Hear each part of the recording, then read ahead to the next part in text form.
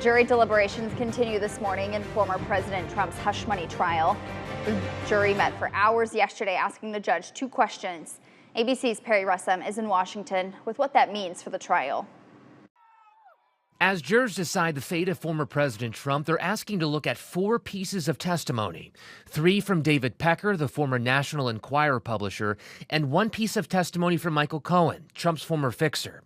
The part of Cohen's testimony circles around a 2015 meeting where prosecutors say Trump, Cohen, and Pecker plan to bury damaging stories about Trump corrupting the 2016 election.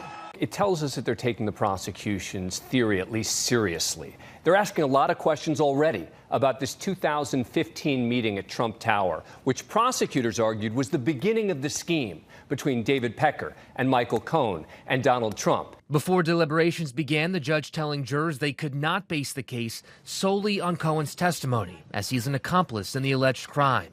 The judge saying, in other words, even if you find the testimony of Michael Cohen to be believable, you may not convict the defendant solely upon that testimony, unless you also find that it was corroborated by other evidence.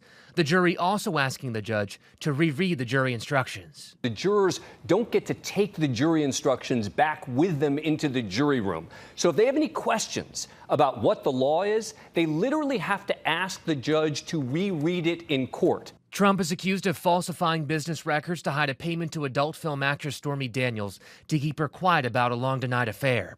Prosecutors say Trump falsified documents to hide that information from voters. Trump denies all wrongdoing.